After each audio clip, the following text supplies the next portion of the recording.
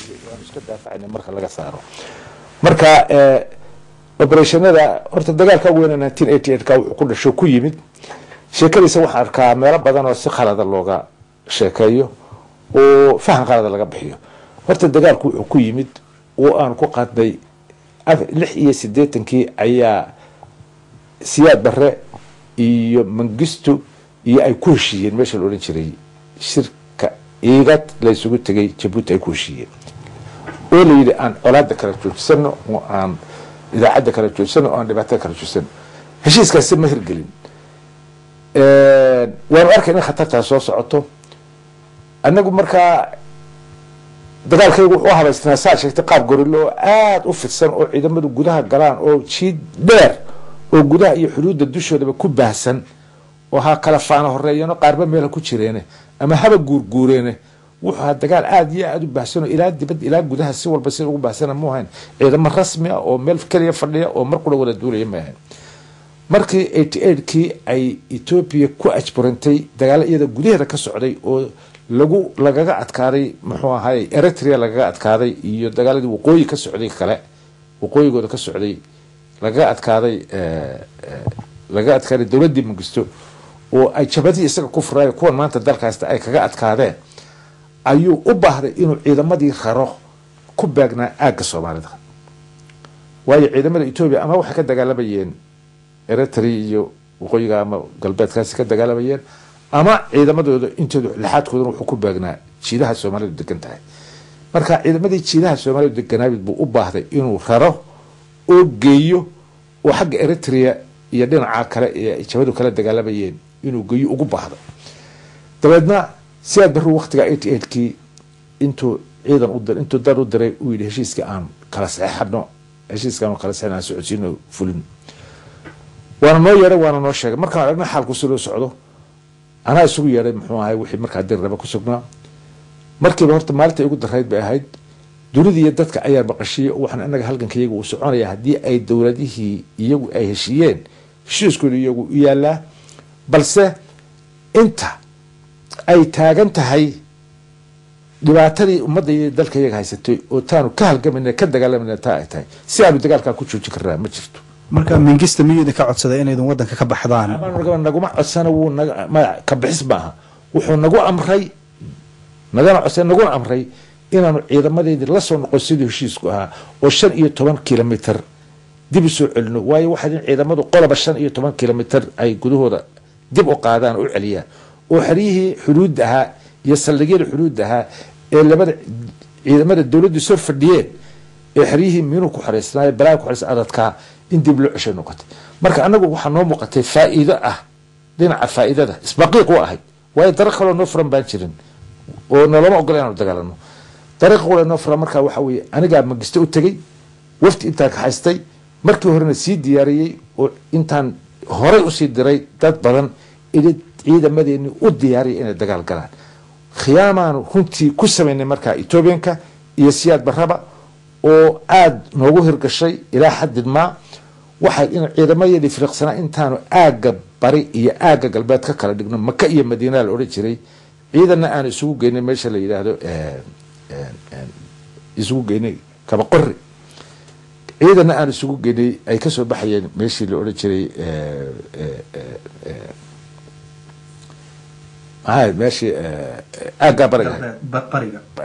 دينا برقه ايغ اهي لaba barood baan ku soo ururino 15 kilomitir dib soo noqono dabadna marka ciidamada siyaad barre noqdaan ee xariim inuu ku xirasanaayeen dhufaysadooda ay ka baxaan kuwan Ethiopian inaga guuraan ama ay soo noqdaan meeshii oo cidlaan aan cidi inaga daadaynin aynu ku dhufano oo gallo oo saas ay noogu hawl yar si kale inuu yeelana garanayno ko Mengistu u tagay anigu iyo wafti aan wataa Mengistu toos u wada hadalay waxaan ciidamadeedii sidaas nagu amartay waanu soo celinayna laakiin waxaan doonayaa ciidan ilaa 1500 ilaa waxoogay aan geliyo gudaha si uu ilaashan dadkii reer miyiga ah iyo tuulooyinka iyagoo dharcada waxaan doonayaa waxoogay shidaal ay siiso waxoogay dhaqaale ay siiso iyo waxaan ciidamada ku soo raraa intaasi aad iyo aad buu ixtiraami jiray wuu iga yeelay intiiba wuu iga yeelay waxaan u sheeg ciidankaaga harar ku joogay taliska intiibuu u sheegay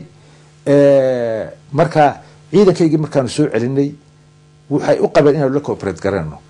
waan tegey dagaalkii baan saxeexay waxaanu dhaqaaqa waqti baanu siinay waxaanu baxa markay ciidamada siyaad barana ka caanay dhufisadooda ka baxaan ka tagaan kuwa Etoobiyana ka soo noqdaan weydaartu ciidamada taagna markaa gudihii gal dariiq kale oo noo furaabaan jirin ko hadaba maxaa jiray waxa isla markaa noo muuqanaysay bal haddaynu intaanaynu taa u gelin adeer waxaa jirtay markaa khilaaf miyuu dhacay amarkaagii ku yimi markii aad tidhi ciidamadu ha galaan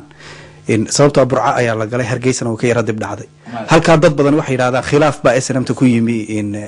maxaa arrintaa ka jira horta arrintaa ku dhamaysay taas horta khilaaf caynkaasa ma ahayn khilaafka gudagalka la iskuma hayn khilaafka gudagalka waan u badnayn way jireen dad ay markaaba ugu muuqanayso oo laha war ismaqiiqa noocaasi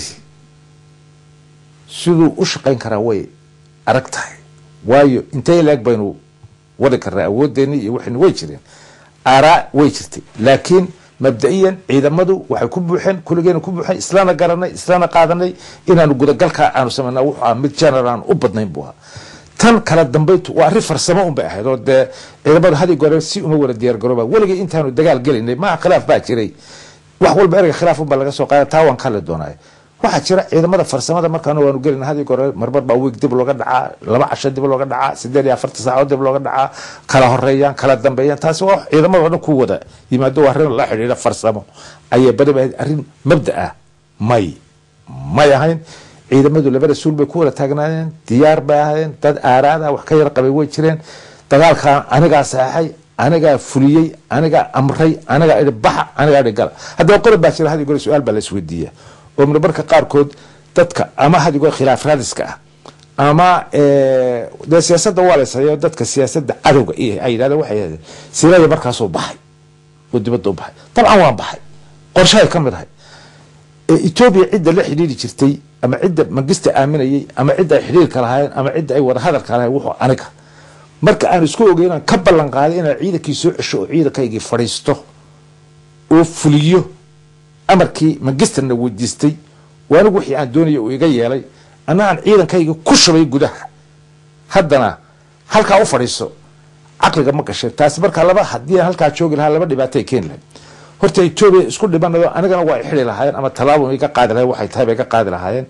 ciidankayga dadkaygana waxaan ugu sugnaan lahaa ma jiro aan ugu filan lahaa ma jiro haddaan ciidanka burca raaci lahaa meel kale tagi lahaa ma jiro burci hargeyso bas laabi kareen haddii mar walba waxa muuqatay inay iman karto inaanu soo noqono sidii dhacdayba meel dambe lagu soo noqdaa ma jirto marka tactic bay ahayd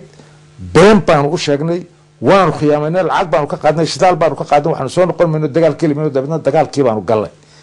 dabadna waxaan noo balanahaa oo aan ugu sheegay markii dambena waxa weeye ciidamada iyaga iska galay dad badan baa waxay u qabaan oo yiraahdaan farsamadii aan ugu talagalay inaanu Ethiopia iyo madaxdeedii markaa joogay ku khaladno oo aanu wixii aan ugu talagalay inaanu sirteeda ku daahno si aan hadhowto de xiriirku nooga xumaan haddaan u baahnaba ayaa dadka qaar ku qaata ma ahayn waxaad go'aan anigu qaatay waxa go'aan guddi loo qaatay waxa go'aan oo saxanay guddi kale ilaalsan sanad ciidanka uu kala raacay guddi dagaal galin baan sameynay oo kooban baan sameynay oo aga ku wada qaybinay oo wax walba diyaar baan sidaas horta ciidamadu ay meesha ku galeen sidaan ku baxnaysaas haddii aan sidaa yeeli lahayn oo aanan caynka yeeli lahayn soo noqoshada dambena ma ay suurta gasheen waxa dad badan aysan ogeyn maalintii la galay ee burca la galay ee 28 May Mengistu iyo Siyaad Barre iyo Morgan waxay wada joogeen Soodari bay wada joogeen oo wada shirayeen ay istaanayeen iska dhiganimo wuxuu u hagaago hawloodu wada hagaagay markii la burca la galay Siyaad Barre intuu sidaa uga yiri waad khiyaamasay Mengistu wuxuu laxdan xog la kuma khiyaamin wala iga teenan ogeyn markii loo yimid ilay madaxdiina meeday raggaan isla ogeyn meesha joogay darbe joogay iyo jigjiga markii madaxda Ethiopia ay tageen waxay waa kii dibadda u baxay